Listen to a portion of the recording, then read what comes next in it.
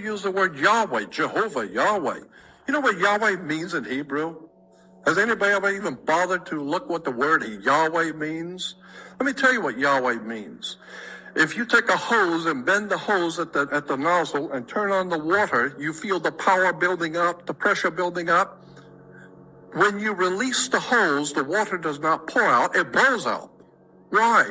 Because it was under pressure, kinetic energy. It was under pressure, ready to be released. And therefore, when you release the hose, it blows out. Blowing out the release of dynamic energy, and the Latin is domus, or donamus. It goes back to the word, and our word, dynamite. Dynamite is a releasing of dynamic energy, domus. Domus comes from the word Yahweh. It can be traced back to Yahweh. Yahweh was the sex act. The male releasing his creative father's image into the female was called Yahweh.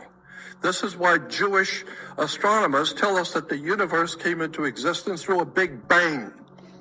And I'm saying, why doesn't somebody wake up and do their homework and find out? As I talk to the rabbis, and I say, yeah, okay, so what? Yeah. Welcome to Hidden America. Today, we will demystify the Tetragrammaton, the four-letter name of the Hebrew deity, JEHOVAH, transliterated as Yahweh or Jehovah. Now, in the Greek alphabet, G is the seventh letter, but the letter G or gamma in Greek and also in the Semitic tongue is gamma, which is not the seventh letter, but the third letter. Therefore, G is the only English letter that encapsulates the law of 7 and the law of 3. Now, if we add 3 plus 7, we get 10. 10 is the number of sephirots on the Sephoric tree. 10 is represented by the Hebrew letter Yod, the initial letter of the Tetragrammaton, and precursor to the Masonic G in symbolic masonry.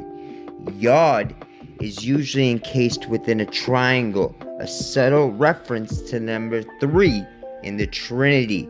Lest we forget, G is the third letter of the Hebrew alphabet and represents the number 3, or a triangle, the symbol of the demiurgic triad, the creative logos, the Holy Trinity.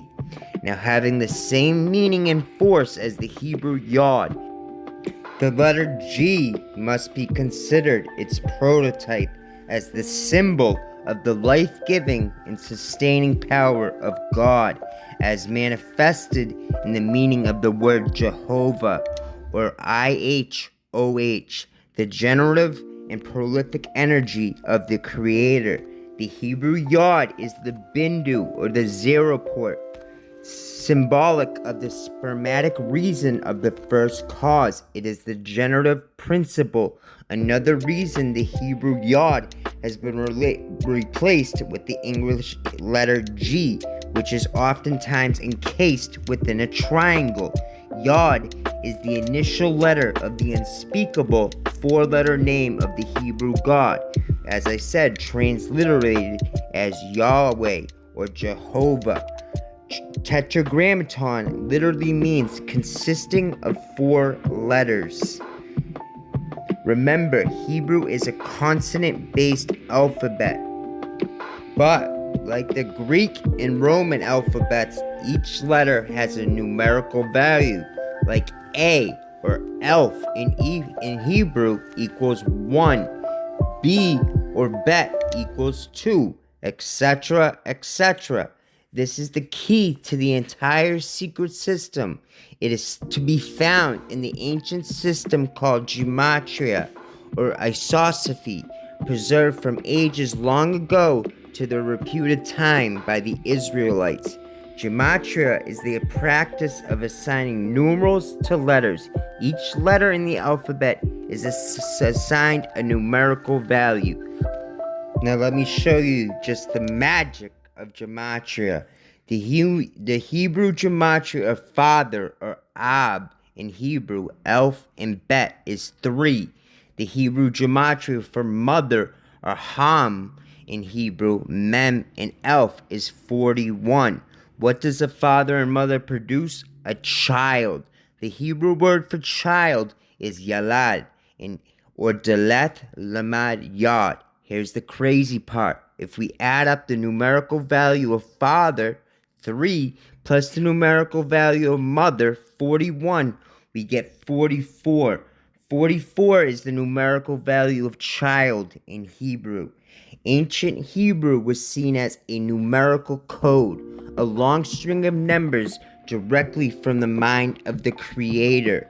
From the custom of the ancient Semitic people to employ letters as numerals, it was possible in the shape of a word, a mathematical formula which could be shown as the least common factor of our mathematical universe in its seed or nucleus. This formula is the Tetragrammaton. The letters YHWH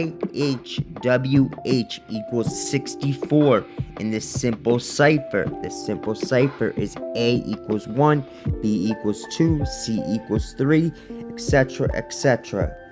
Each human has 64 DNA codons, but we are just getting started. Our DNA is made up of adenine, guanine, thymine, and cytosine, which are held together by sulfuric bridges, which appears constantly in this pattern, 10, 5, 6, 5. Sound familiar, right? In Hebrew gematria, Yod-He, Vav-He, or YHWH is the same pattern, 10, 5, 6, 5, which equals 26, the number of Jehovah. You see, the true name of deity was not just a word, but a number pronounced and expressed as the word. Jehovah, or Yod-He, Vav-He, 10, 5, 6, 5. Now the Kabbalists seen the Hebrew alphabet as the mystical thought form of their deity. Now, Hebrew is also read from left to right. The sulfuric bridges holding our DNA together repeat in a pattern that spells out the sacred name. 10, 5, 6, 5. Yod-He, Vav-He. It's literally written into our DNA. Not only that, the 22 letters of the Hebrew alphabet perfectly correspond to the 22 amino acids, the building blocks of life within our DNA. Since the 22 amino acids in our DNA correspond to the 22 letters, it can literally be said the Hebrew alphabet is literally the DNA of creation. The Hebrew alphabet is broken up into 3 mother letters, 7 double letters, and 12 singles. The 3 mother letters, Alef, Shin, and Mem, correspond to the punctuation groups of the amino acids. The 7 double letters represent the 7 hydrophobic amino acids. The 12 simple letters represent the 12 hydrophilic amino acids. The first 22 pair of chromosomes are called the autosomes. The 23rd pair of chromosomes are known as the sex chromosomes because they decide if you will be born male or females. Females have 2 X chromosomes while males have 1 X and 1 Y chromosome. The 22 pairs of encoded letters of DNA are composed of 22 male chromosomes and 22 female chromosomes, which together define the 44 characteristics of each and every human being. The sex chromosome of a father and mother combine to make a single 23rd chromosome, which defines whether the offspring is male or female. According to the Kabbalah, there is a mysterious 23rd letter that has been lost. This 23rd letter is said to represent the future of humanity. Hebrew is unique in that every letter that makes up the words are alive with meaning. Each of the 22 letters of the Hebrew alphabet has spiritual significance as well as a numerical value, transforming the Bible into a book written into code that is hidden in plain sight. In The Secret Doctrine, Helena P. Blavatsky wrote, "The mystery of mortal man is after the mystery of the supernal and immortal one. In the form of the body is the Tetragrammaton found. The head is the Yod. The arms and the shoulder are the supernal H. The body is the V. And the legs are represented by the final H, or the Hebrew He." Manly P. Hall wrote, "The Hebrew used the human head as a favorite symbol to express the divine attributes, calling it the great face. The two eyes were correlated to the Father, for they were the organs of consciousness. The two nostrils to the Son, because they were the organs of sense, and also the vehicle for the prana, the life force, and the ether. The mouth was used to symbolize the Holy Spirit, the one who sent forth the spoken word and formed the world. Psalms 19:1 says the heavens declare the glory of God, and the firmament sheweth his handiwork.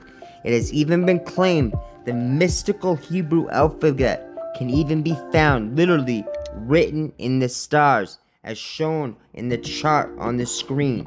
But as 33rd degree Mason Frank Higgins said, upon which a simple mathematical formula, 10,565, is shown to be the basis of all manifested existence.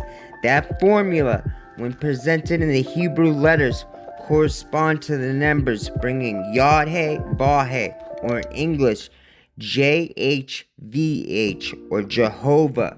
The geocentric system, which is at the bottom of all old astronomical myths, taught that our Earth was the immovable center of the universe. The ancient conception of our solar system used the Chaldean order of the planets. The God of Israel, Jehovah, was considered the mathematical center of the universe, the eternal Bindu, the point within the circle of the ecliptic, which was supposed to be its outer edge, and his symbolism resided in the biblical four beasts. From the book of Ezekiel, the lion, the eagle, the bull, and the man. The four beasts were the four cardinal signs of the zodiac: Leo, Scorpio, Taurus, and Aquarius. The cardinal signs being the 2nd, 5th, 8th, and 11th signs, or 2 plus 5 plus 8 plus 11, equaling 26.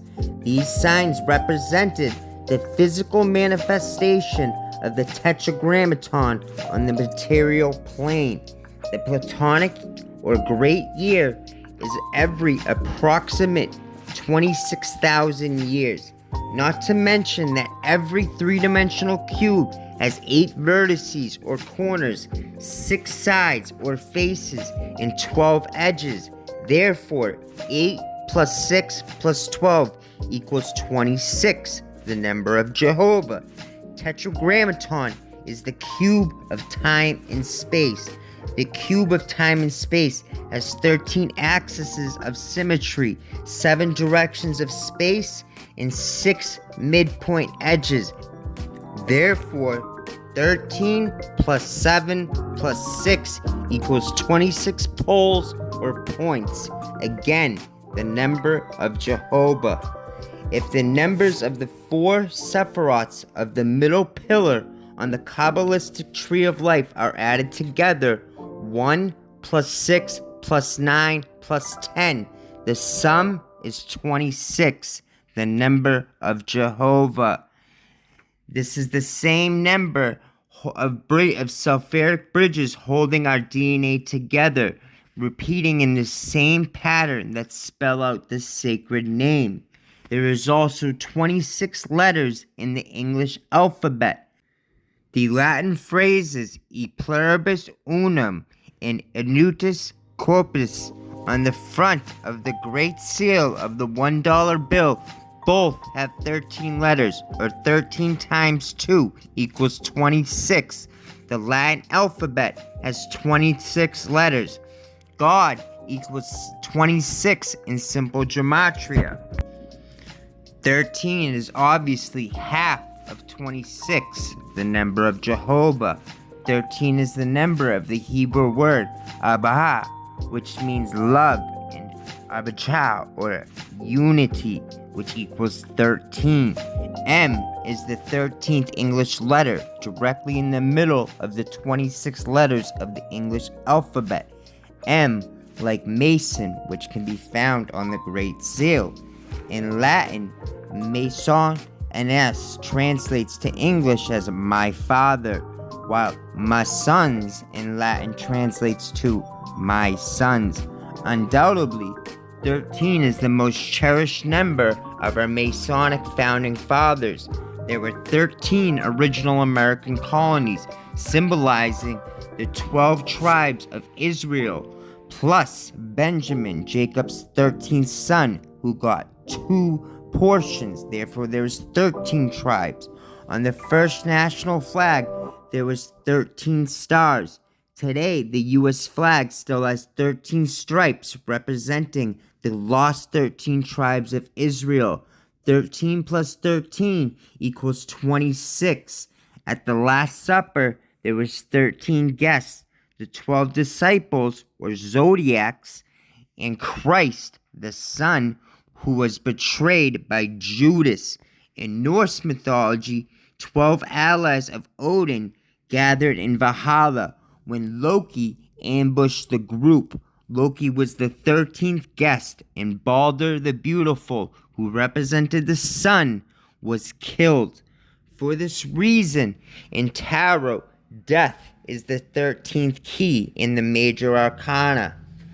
Although W. Westcott says Hebrew lore did not reckon 13 as an unlucky number, this idea arose from the fate of Judas after the Last Supper of Jesus. Since then, that notion started and was prevalent among Christians. The 13th chapter of the book of Revelations mentions the Antichrist and the beast. It is prophesied the Antichrist will rise from the west. In the 13th Psalm, it states, "The fool has said in his heart, there is no God." 13, or 1 plus 3, reduces to 4. 4, like the Tetragrammaton, the 4-letter name of the Hebrew God. The Tetragrammaton, or 4 letters, YHWH, or JEHOVAH, as mentioned, begins with the Hebrew letter Yod. When the Hebrew letter Yod is repeated 4 times as a tetragram, or gamadon, or swastika is produced. From here on out, the swastika will be referred to as a bent cross. As mentioned, the Yod is the initial letter of the sacred name, the Tetragrammaton. It is the dot, or point, within the circle, which represents the focal point of the new manifestation, the germ within the cosmic egg. The dot is the world's soul, the first manifestation of the eternal parent. It is the logos, the word, the Hindu Yam, and the ancient Chinese Tao. Remember, Tetragrammaton literally means consisting of 4 letters. The bent cross, swastika, is also known as the Tetragrammaton and can be produced by 4 Greek gammas or 4 Hebrew delphs, or 4 sig runes. Each gamma or delph represents one of the 4 cardinal quadrants of the zodiac. According to Blavatsky, the bent cross is formed by adding to the cross proper plus the symbol of the 4 cardinal points and infinity at the same time. Thus, the bent cross, the arms pointing above, below, and right and left, making 6 in the circle.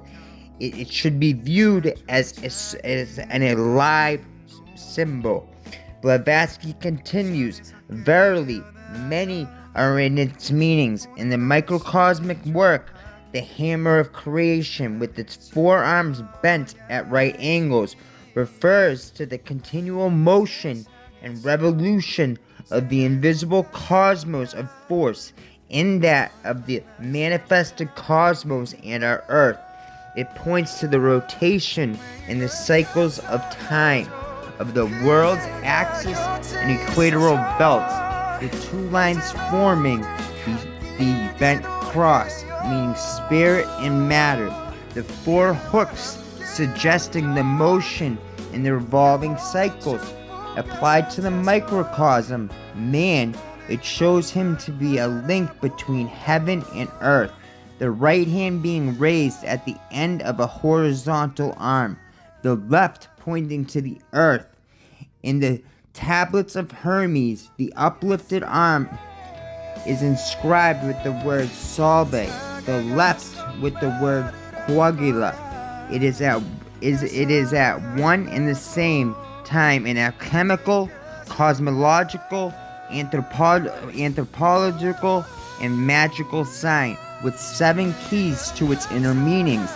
It is not too much to say that the compound symbolism of this universal and most suggestive sign contains the key to the 7 great mysteries of the cosmos.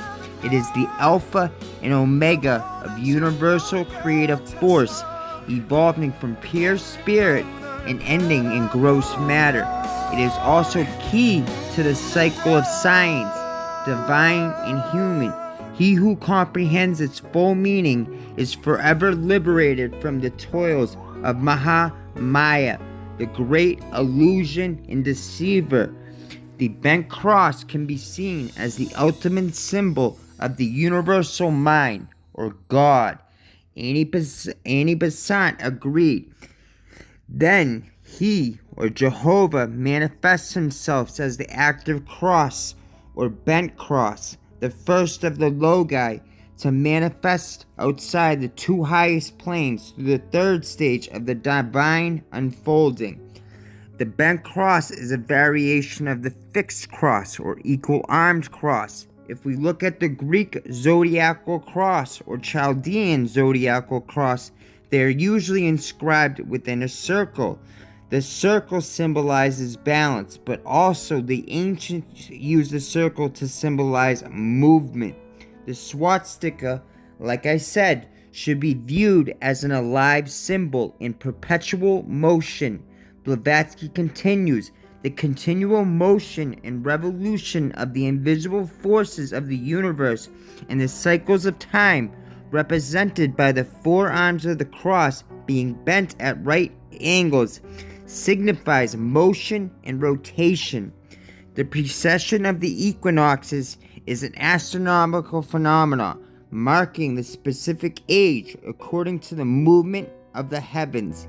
Each 72 years, the sky or scars will differ of 1 degree, so it will take 72 times 360 degrees, equaling 25,925 years to reset the constellations in their first place.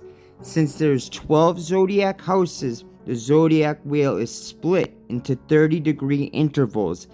Therefore, each age is calculated by multiplying 72 years by 30 degrees, equaling 2,160 years each age. The symbolism of the Greek zodiacal cross or Chaldean zodiacal cross should now become clear. The movement that is implied by the precession of the equinoxes by virtue of its movement or path along the ecliptic that actually weaves a knot. The bent arms of the bent cross indicate a counterclockwise movement of the earth looking down from above, symbolizing the precession of the equinoxes, the Platonic great year, seen on the microcosmic scale and consistent motion of the Ursula Major, the Great Bear, the Big Dipper, around the pole star each and every year. As the Rig Veda states, the celestial position of the 7 sages, also known as Ursula Major or the Great Bear, represents a swastika-like motion which is eternally revolving with an object of establishing complete truth, consciousness, and beauty around the highest and fixed heavens. The bent cross shows the cyclical nature of reality and illustrates how everything is constantly moving. The swastika is the ultimate solar symbol that can be used to explain angular movement and precession of the equinoxes to any student of Plato's work. All energy is caused by a disturbance in inertia. The energy impact against inertia is the cause of motion. The energy constant of the first cause is registered in waves of varying dimensions of the same constant. The one source of energy is non-variable. Variability is an illusion. I'm going to put this as simply as I possibly can. Mass is matter. Mass is energy. Energy is vortex. Spiral is wave. Wave is form. Form is space. Direction is opposites. Opposites is polarity. Polarity is balance. Balance is equilibrium. Equilibrium is God, the Tao, the self-generating source, the first cause, the spermatic reason, the first torus, symbolized by the Tetragrammaton and the swastika. As Lao Tzu explains, returning is the motion of the Tao, and going far means returning. The idea is that all development in nature, those in the physical world as well as those of human situations, show cyclical patterns of coming and going, expansion and contraction. Tao means the way. The ancients were followers of the way of free, unlimited vortex energy, the middle way, attuning their mind and body to the literal God frequency. The swastika or bent cross was demonized to hide these spiritual truths, to obscure the work of the great architect of the universe. Robert Flood wrote, "Against the abyss of created matter stands the divine trinity. 4 equals 1, 4 equals 3 equals 1. And through the holy name, Hashem, it generates 3 consonants in intervals of the octave, the 5th and the 4th, which according to the law of the Pythagorean tetracts produce the entire spectrum of phenomenon in the elemental, the celestial, and angelic worlds." 33rd degree Freemason Albert Mackey said, "Jehovah is the single most significant word of Masonry, but 26, like Jehovah, is a veil for yet another numerical equation." Upon further inspection of the 4 Hebrew letters of the Tetragrammaton, you may notice a strikingly similar to pi, or 3.14592 to infinity, and the number 7. If the Hebrew letters of the Tetragrammaton are replaced with pi and the number 7, a fascinating mathematical equation is revealed. The equation reads as follows: pi times 7 divided by pi to the power of 7, or simply pi begotten by 7 and pi begotten by 7, which equals 1/37. 1/37 is known as the alpha constant. 1/37 is also known as the fine structure constant, which is the strength of the electromagnetic force that governs how electrically charged elementary particles, electrons, and light photons interact. The alpha constant keeps reality together on the quantum level. This is truly amazing stuff. Remember, Hebrew is read from right to left. If the same equation, pi times 7 divided by pi to the power of 7, is read backwards, the result is 137, or the inverse of the alpha consonant, 137th. 137.5 is the golden angle. 137 is at the basis of magnetism, radiation, and even the curvature of space-time itself. Even the word Kabbalah equals 137. The word Kabbalah comes from the root Kabal, which means to receive. 137 is the atomic number of chlorophyll. Chlorophyll receives the light from the sun to turn it into energy for plants and provides the basis for all plant life, which in turn sustains everything else. The Tetragrammaton is time and space itself, the creator and the creation, microcosm and the macrocosm. Tetragrammaton isn't based around the Kabbalah. The Kabbalah is based around the Tetragrammaton. I think the mystery of the Tetragrammaton lies in two Bible verses. Exodus 3:14 states, God said to Moses, I am who I am. This is what you are to say to the Israelites. I am has sent me to you. Yahweh is identified to Moses as Ayeh Asher Ayeh, or I am who I am. Is it a coincidence that 3.14 is the first three digits of pi, and in Exodus 3:14 God reveals himself as I am who I am? Exodus 3.14,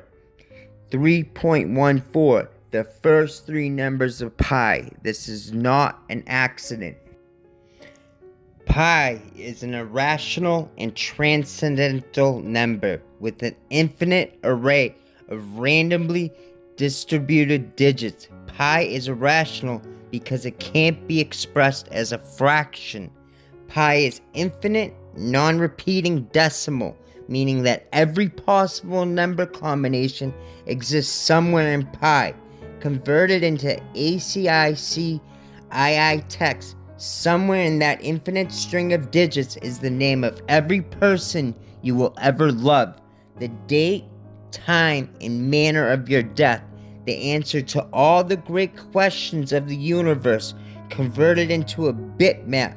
Somewhere in that infinite string of digits is a pixel-perfect representation of the first thing you saw on this earth, the last thing you will see before your life leaves you, and all the moments, momentous and mundane, that will occur between those 2 points. All information that has ever existed or will ever exist. The DNA of every being in the universe exists within pi. Everything, all contained in the ratio or circumference in diameter. Genesis 1:1 states, in the beginning God created the heaven and the earth. But in the original script, the word is Elohim, not God. In Hebrew, Elohim was spelled Elam, Alhym. The Hebrew spelling of Elohim veils the approximation of pi. The numerical value of each letter in Elohim, or Alhym in Hebrew, are A, which equals 1, L, which equals 30, H, which equals 5, Y, which equals 10, and M, which equals 40, or 1, 30, 5, 10, 40. When we reduce the numerical value of each letter to a single digit, we get 13514. When we reduce the numerical value of each letter to a single digit, we get 13514. Now, if we arrange the digits starting at 3 to the 1415, that equals pi 3.1415, an approximation. Elohim, or Elam, equals pi JEHOVAH is symbolically represents the monad, the mind of the creator. The Tetragrammaton is the dot in the middle of the circle, the circumpunct, the first cause, the spermatic reason. It is the eternal Bindu, the mathematical equation of creation and destruction, a numerical string from the universal mind. Finally, the last Bible verse cements my point. Isaiah 45:7 states, I form the light and create darkness. I make peace and create evil. I, the Lord, do all these things. Thank you so very much to each and every one of my Patreons. It is because of you that this is possible. If you'd like to support the channel and unlock a plethora of bonus content, check out my Patreon. Thank you to everybody who has helped. It has been a very tough time, and I really appreciate the support. Make sure to follow me on all social media, on X, Patreon, and Instagram. If you are interested in the esoteric or occult, from the Alpha to the Omega, I have 5 books now that will answer all your questions. Piercing the Veil, a metaphysical guide to the inner workings of the universe. The God of Reflections, understanding esoteric mathematics. The Cup of Hermes, a beginner's guide to sexual alchemy. Why So Serious, which will take you into the DMT realm. And the Apocalypse of Hidden America. If you want to heal your mind, body, and soul, I suggest you get the Ether Bundle, which includes all 5 copies of my book. There are paperback and digital copies available now. All proceeds help to further my work and help support the channel to grow. If you enjoyed this video, like, comment, and subscribe. Much love to everybody.